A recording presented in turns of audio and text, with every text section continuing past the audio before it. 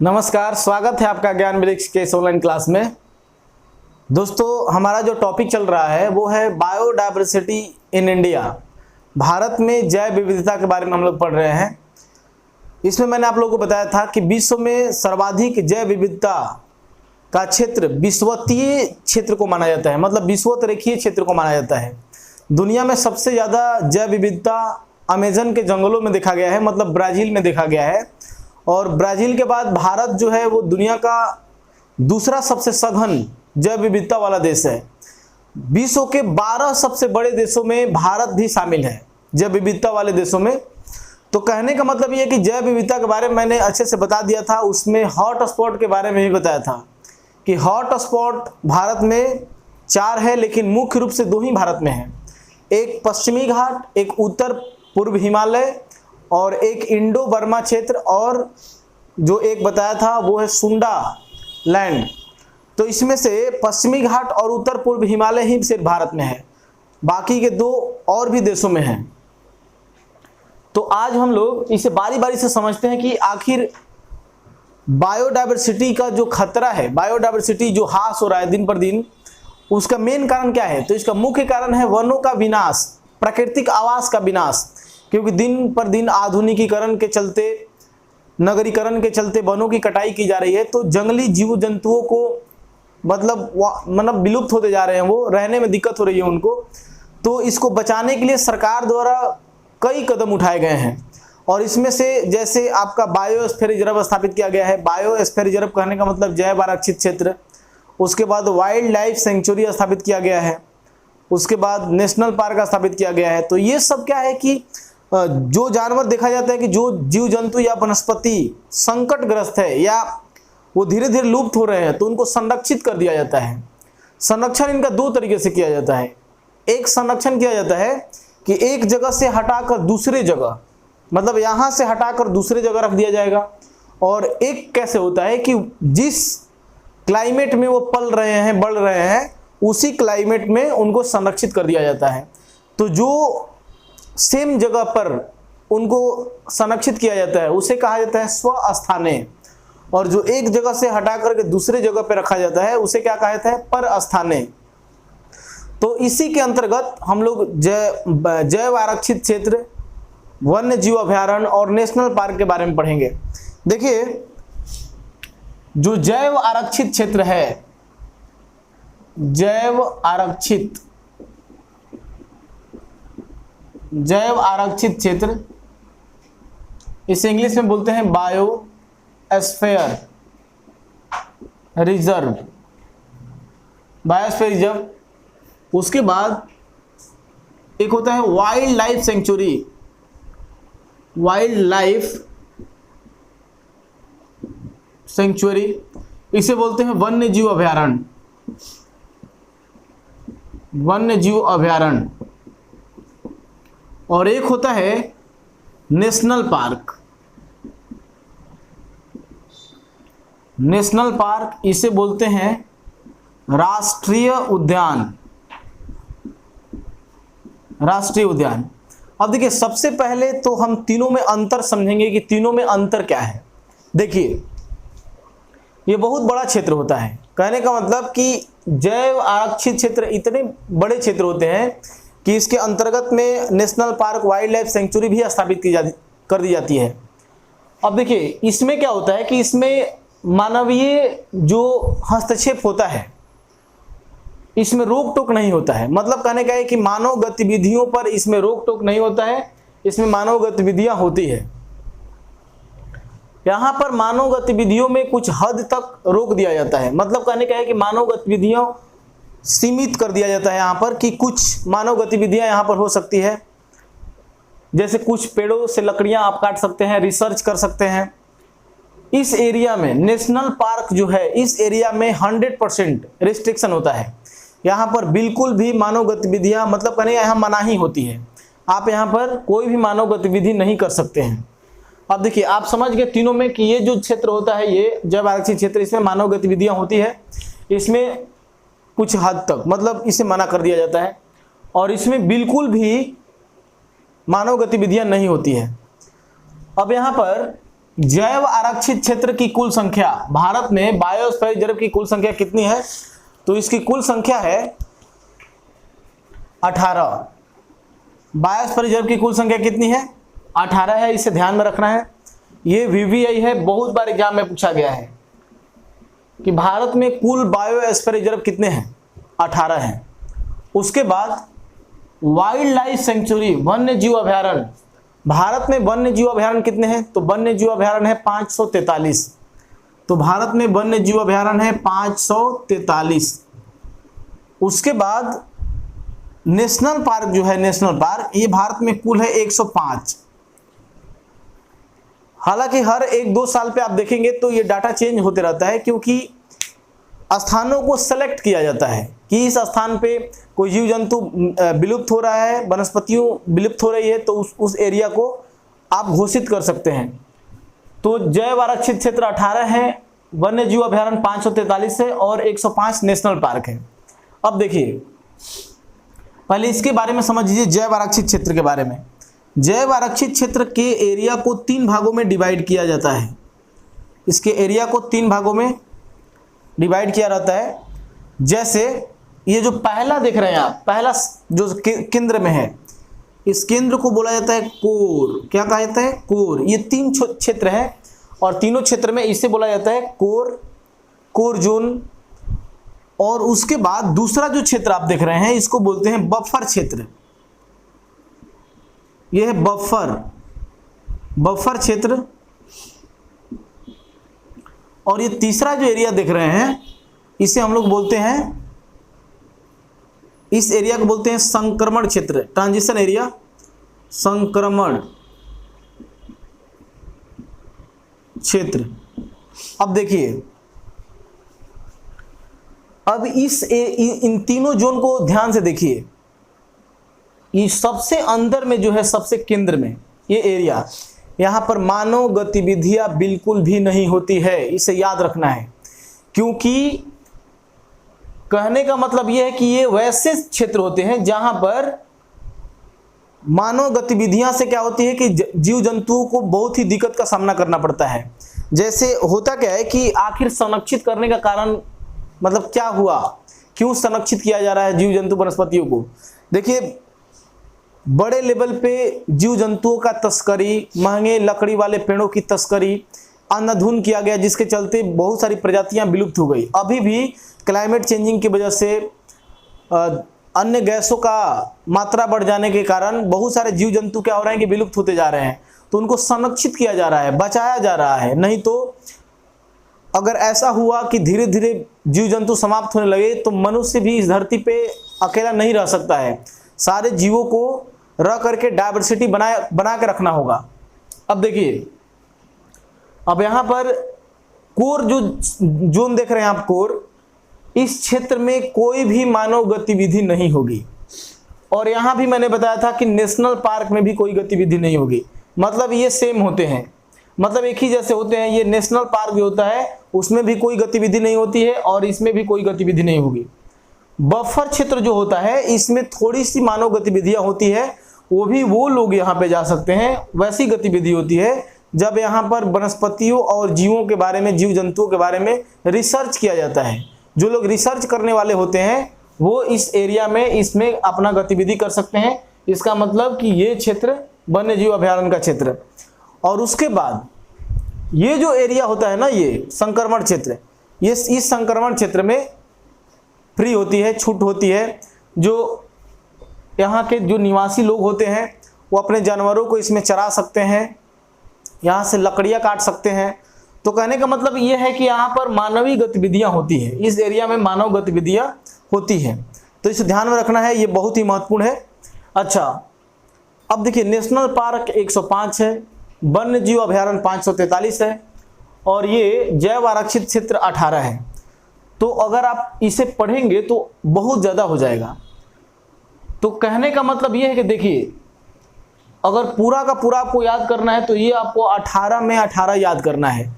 लेकिन इसमें से कुछ ही महत्वपूर्ण है जो एग्जाम में बार बार पूछे जाते हैं और इसमें से भी कुछ महत्वपूर्ण है जो बार बार एग्जाम में पूछे जाते हैं। तो इसमें से कुछ कुछ करके पढ़ लेंगे और ये 18 के 18 हम लोग पढ़ेंगे। तो मैं काम करता हूं कि इसे मैं 18 का 18 पढ़ा देता हूं और इसमें जो इंपॉर्टेंट है वो मैं पढ़ा देता हूं। बाकी के लिए मैं पीडीएफ दे दूंगा, पीडीएफ आप लोग डाउनलोड करके आराम से पढ़ लेंगे। तो ठीक है, चलिए सबसे पहले हम लोग पढ़ते हैं किसके बारे में, जैव आरक्षित क्षेत्र के बारे में। तो भारत में कितने जैव आरक्षित क्षेत्र है, भारत में कितने बायोस्फीयर रिजर्व है, तो चलिए देखते हैं।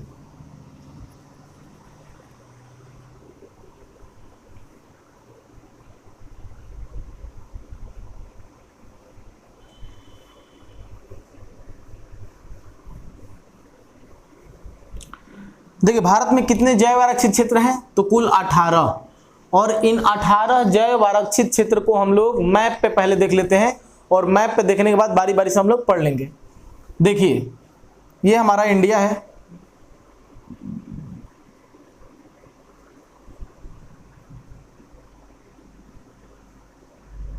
ये हमारा इंडिया है। अब इसमें हम लोग चिन्हित करते जाएंगे और पढ़ते जाएंगे। सबसे पहले देखिए ये तमिलनाडु का क्षेत्र है, तो तमिलनाडु में यहां पर एक जैव आरक्षित क्षेत्र है जिसका नाम है नीलगिरी।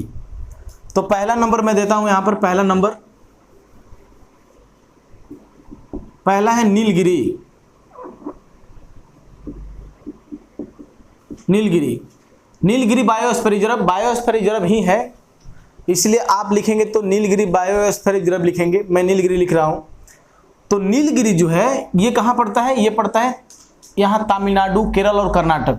देखिए नीलगिरी 3 राज्यों में फैला हुआ है, तमिलनाडु, केरल और कर्नाटक में, लेकिन मैं साधारण तमिलनाडु लिख रहा हूं। तो नीलगिरी तमिलनाडु, लेकिन ये फैला हुआ है 3 राज्यों में, तमिलनाडु, केरल और कर्नाटक। उसके बाद देखते हैं दूसरा। अच्छा, भारत में स्थापित किया गया पहला बायोस्फीयर रिजर्व है 1986 में स्थापित किया गया था। अगर आपसे कभी प्रश्न पूछा जाए कि भारत में स्थापित किया गया पहला बायोस्फीयर रिजर्व कौन सा है, तो आपका आंसर होगा नीलगिरी क्षेत्र तमिलनाडु में।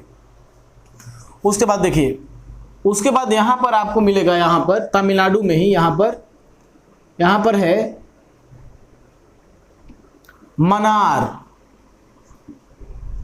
मनार की खाड़ी, मनार की खाड़ी।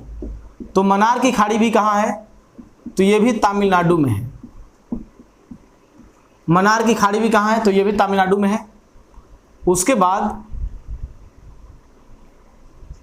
अब देखिए ये भारत में स्थापित किया गया पहला है, ये भारत में स्थापित किया गया पहला है और ये भारत का सबसे बड़ा है, याद रखिएगा सबसे बड़ा ये पूछा जाता है।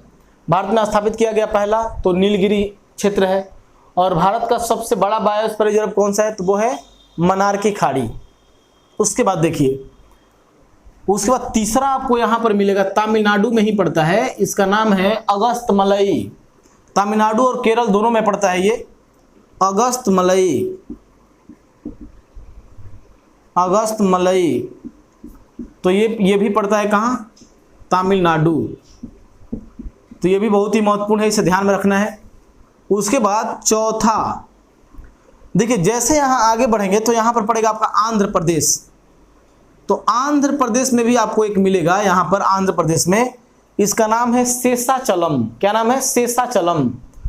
तो इसे भी याद रखिएगा, शेषाचलम। शेषाचलम बायोस्फीयर रिजर्व ये पड़ता है आंध्र प्रदेश में। आंध्र प्रदेश, एक बार अगर आप मैप से देख लेते हैं तो आपको हमेशा के लिए याद हो जाएगा। शेषाचलम कहाँ पड़ता है, आंध्र प्रदेश में। उसके बाद जैसे ही आप आगे बढ़ते हैं, यहाँ आएंगे तो यहाँ पर पड़ता है उड़ीसा। ये उड़ीसा का क्षेत्र है और उड़ीसा में आपको मिलेगा जिसका नाम है सिमलीपाल। सिमलीपाल बायोस्फीयर रिजर्व कहाँ पड़ता है, उड़ीसा में पड़ता है। तो इसे भी याद रखिएगा, ये बहुत ही महत्वपूर्ण है, सिमलीपाल। सिमलीपाल और ये पड़ता है ओडिशा, ओडिशा में है ये। ओडिशा। अब इसके बाद आगे जैसे ही बढ़ेंगे यहां पर, तो यहां पर पड़ता है पश्चिम बंगाल। तो पश्चिम बंगाल में आपको मिलेगा, पश्चिम बंगाल में उसका नाम है सुंदरबन। तो ये है सुंदरवन, और सुंदरवन पड़ता है पश्चिम बंगाल में। सुंदरवन पड़ता है पश्चिम बंगाल में। उसके बाद 7 नंबर देखेंगे। आप जैसे ही आगे बढ़ेंगे, यहां पर इस एरिया में बढ़ेंगे, तो यहां पर पड़ता है मेघालय। ये एरिया मेघालय का है। तो मेघालय में एक बायोस्फीयर रिजर्व पड़ता है जिसका नाम है नोक्रेक। क्या नाम है? नोक्रेक। तो यहां पड़ेगा नोक्रेक।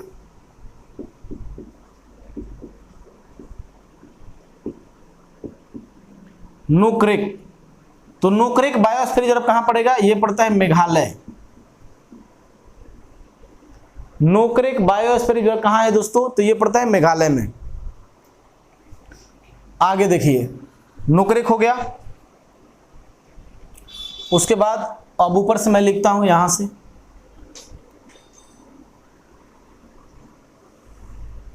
देखिए। उसके बाद यहां आप बढ़ेंगे इस एरिया में, यहां पर तो पड़ता है असम। असम में पड़ता है मानस। तो 8 नंबर है मानस। मानस पड़ता है कहां? असम में। मानस पड़ेगा असम में। और मानस के बाद यहां पर असम में एक और मिलेगा आपको। असम में यहां पर एक और मिलेगा, इसका नाम है डिब्रू सैखोवा। क्या नाम है? डिब्रू सैखोवा। तो 9 नंबर यहां पे डिब्रू सैखोवा। डिब्रू सैखोवा ये भी पड़ता है कहां? असम में ही पड़ता है। डिब्रू सैखोवा असम में ही पड़ता है। उसके बाद जैसे ही यहां आगे बढ़ेंगे तो यहां पर अरुणाचल प्रदेश में आपको एक मिलेगा। अरुणाचल प्रदेश में इसका नाम है दिहांग दिबांग। क्या नाम है? दिहांग दिबांग। तो ये भी याद रखिएगा, 10 नंबर दिहांग दिबांग। ये पड़ता है अरुणाचल प्रदेश। अरुणाचल प्रदेश। उसके बाद 11 नंबर देखेंगे आप, तो यहां पर सिक्किम राज्य में पड़ता है आपका कंचनजंगा। कौन सा है? कंचनजंगा। तो वहां पड़ेगा कंचनजंगा।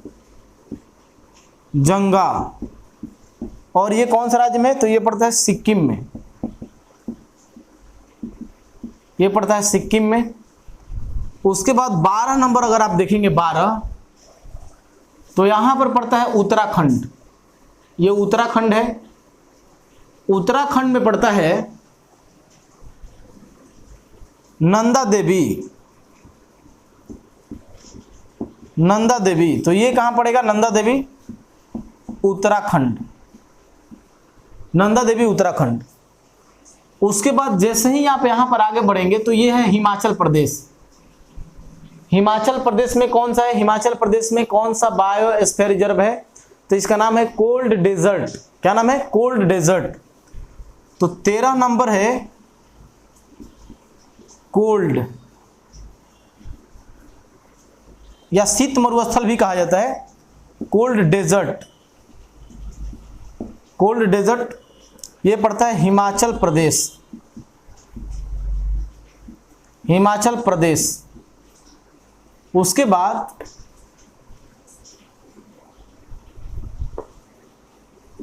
14 नंबर अगर आप देखेंगे, 14, तो यहां पड़ता है, ये मध्य प्रदेश का है। मध्य प्रदेश में यहां पर पड़ेगा पंचमढ़ी। पंचमढ़ी। तो पंचमढ़ी कहां पड़ता है? मध्य प्रदेश में। पंचमढ़ी पड़ता है मध्य प्रदेश में। उसके बाद 15 नंबर आप देखेंगे तो यहीं पर पड़ता है अचानक मार। मध्य प्रदेश में ही पड़ता है अचानक मार। यह भी पड़ता है मध्य प्रदेश में। मध्य प्रदेश। उसके बाद 16 नंबर आप देखेंगे, 16, तो यहां पर पड़ता है मध्य प्रदेश में ही, जिसका नाम है पन्ना। क्या नाम है? पन्ना। तो पन्ना भी पड़ता है कहाँ, मध्य प्रदेश में। पन्ना बायोस्फीयर रिजर्व कहाँ है, मध्य प्रदेश में।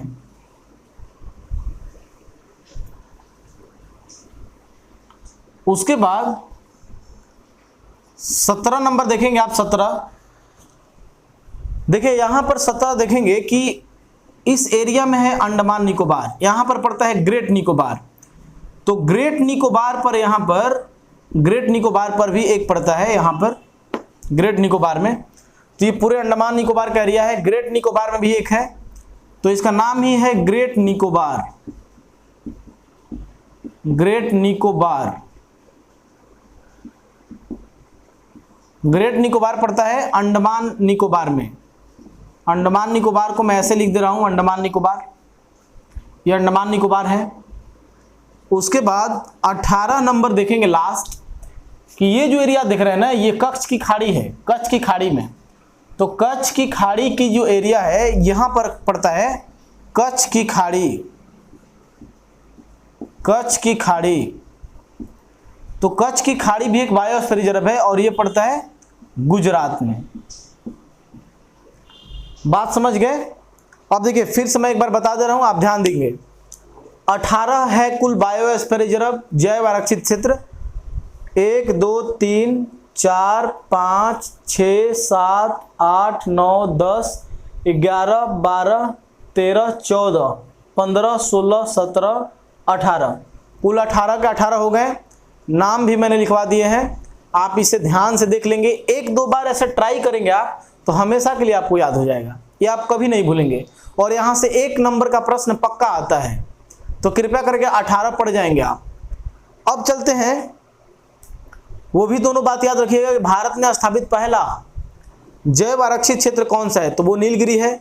और भारत का सबसे बड़ा जैव आरक्षित क्षेत्र कौन सा है, तो वो है मन्नार की खाड़ी। समझ गए। आगे आगे कुछ बातों को देख लेते हैं।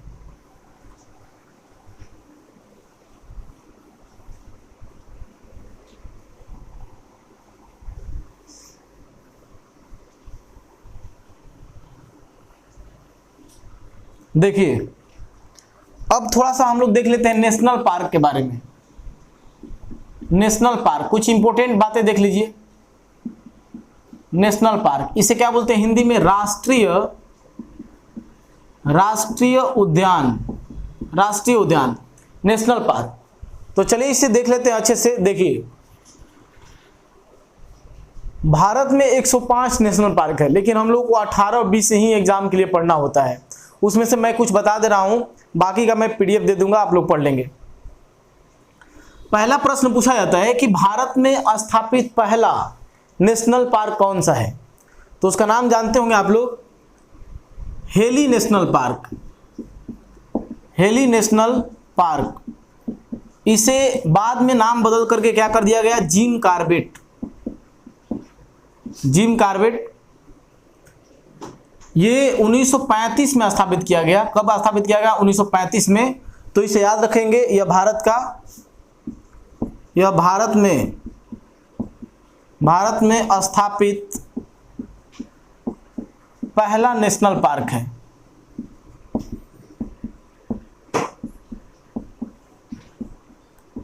इसे याद रखेंगे, ये बहुत ही महत्वपूर्ण है। Heli national park, Jim Corbett, 1935 में स्थापित किया गया। यह भारत में स्थापित पहला नेशनल पार्क है। ये बहुत ही महत्वपूर्ण है, इसे याद रखिएगा। इसलिए क्योंकि इसी नेशनल पार्क के बीचों बीच होकर एक नदी बहती है, जिस नदी का नाम है रामगंगा नदी। तो उसे याद रखिएगा कि रामगंगा जो नदी है, एग्जाम में पूछा जाता है, रामगंगा नदी इसी नेशनल पार्क के बीचों बीच होकर बहती है। बहुत ही महत्वपूर्ण है, इसे याद रखना है। अच्छा आगे बढ़ते हैं। हेली नेशनल पार्क हो गया।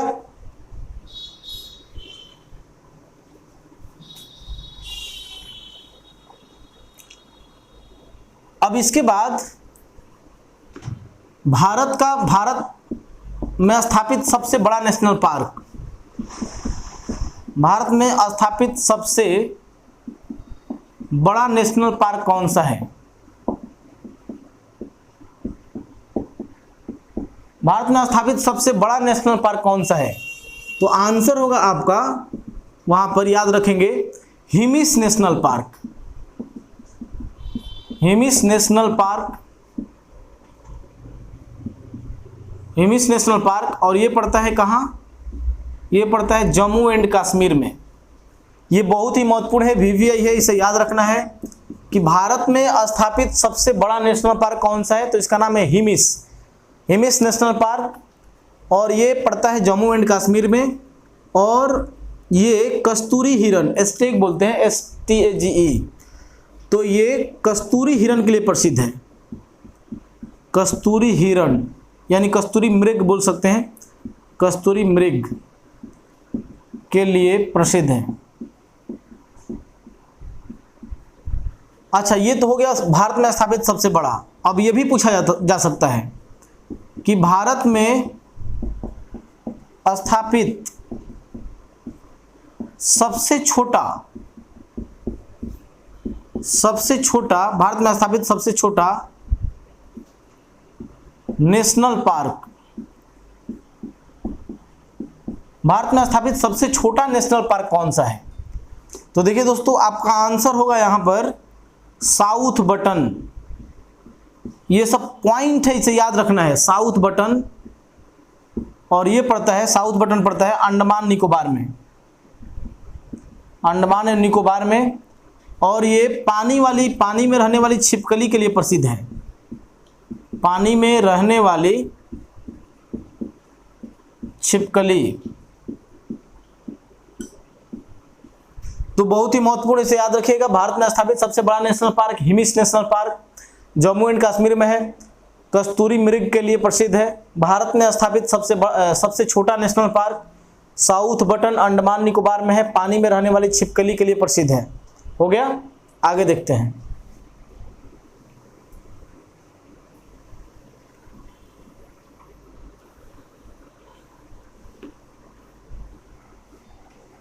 आगे अब देखिए, एक नेशनल पार्क है,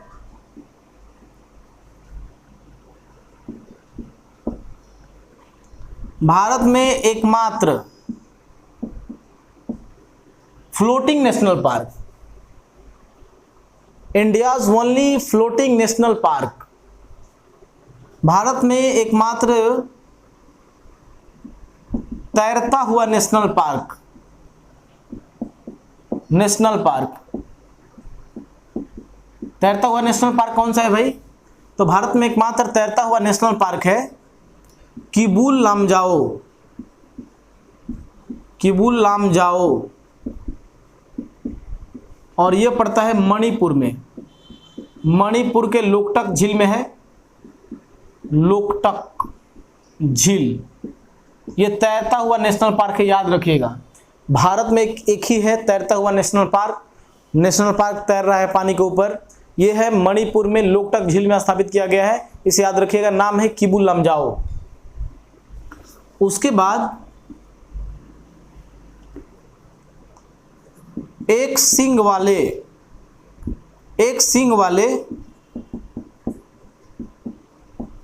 गेंडा के लिए प्रसिद्ध,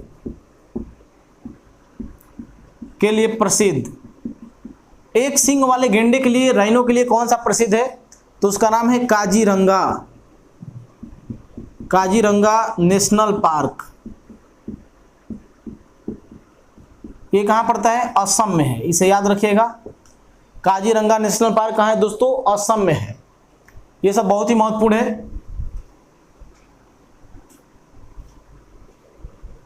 अगला है, अगला पॉइंट,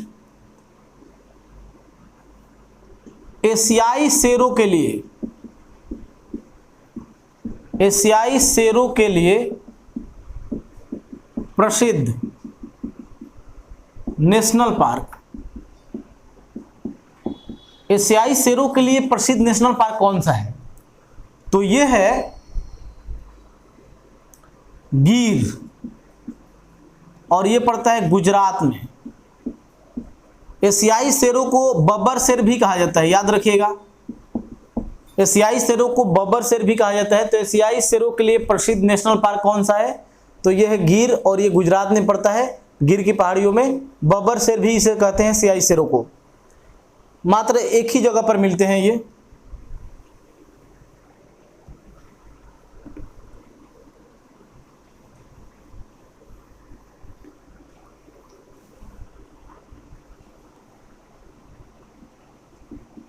भारत में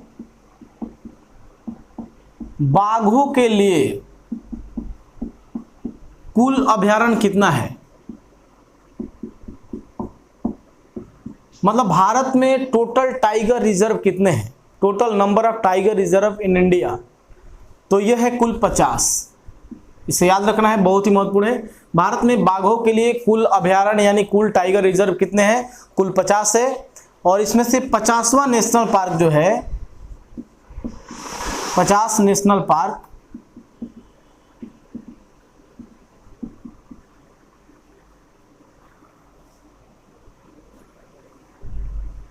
जो 50वां है अभयारण्य, वो कौन सा है? इसका नाम है कमलांग। कमलांग है ये, और ये पड़ता है अरुणाचल प्रदेश में। अरुणाचल प्रदेश।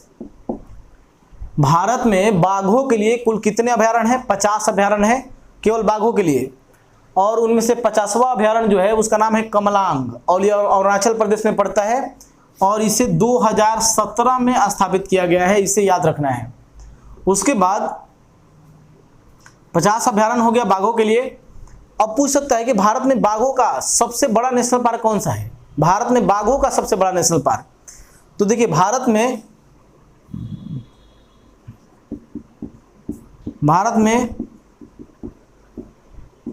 बाघों के लिए सबसे बड़ा नेशनल पार्क, देखिए कहीं नेशनल पार्क लिख रहे हैं, कहीं अभयारण्य लिख रहे हैं, तो ज़्यादा कंफ्यूज नहीं होना है, क्योंकि नेशनल पार्क और अभयारण्य में बहुत ज़्यादा अंतर नहीं होता है। वो अंतर होता है इंटरफेयर का, मतलब कहने का है कि मानवीय गतिविधियों का अंतर होता है। तो बाघों के लिए सबसे बड़ा नेशनल पार्क जो है ये है आपका नागार्जुन सागर, और ये पड़ता है आंध्र प्रदेश में। नागार्जुन सागर आंध्र प्रदेश में। श्रीशैलम जगह है, श्रीशैलम, तो इसे याद रखना है कि भारत में बाघों के लिए सबसे बड़ा नेशनल पार्क नागार्जुन सागर, आंध्र प्रदेश में श्रीशैलम। उसके बाद एक और पॉइंट पूछ सकता है, जब बड़ा पूछ सकता है तो छोटा भी पूछ सकता है। भारत में बाघों के लिए सबसे छोटा नेशनल पार्क, भारत में बाघों के लिए सबसे छोटा नेशनल पार्क, तो सबसे छोटा नेशनल पार्क कौन सा है भाई? तो इसका नाम है पेंच, और ये पड़ता है महाराष्ट्र में। पेंच पड़ता है कहाँ? महाराष्ट्र में। तो इसे याद रखना है। भारत में बाघों के लिए सबसे छोटा कौन सा है? भारत में बाघों के लिए सबसे बड़ा कौन सा है? भारत का सबसे बड़ा कौन सा है? भारत का सबसे छोटा कौन सा है? केवल बाघों के लिए याद रखिएगा कि कौन सा है। तो ये कुछ महत्वपूर्ण पॉइंट था जिसके बारे में मैंने बता दिया। बाकी का जितना भी है अभयारण्य और नेशनल पार्क, उसका मैं लिस्ट तैयार करके उसका PDF बना के मैं दे दूंगा आप लोगों को, आप लोग डाउनलोड करके वहाँ से पढ़ सकते हैं। तो इसके बाद हमारा अगला टॉपिक होगा खनिज संसाधन। भारत में खनिज संसाधन के बारे में, मिनरल्स के बारे में हम लोग पढ़ेंगे। तो ठीक है, मिलते हैं नेक्स्ट वीडियो में, तब तक ले बाय।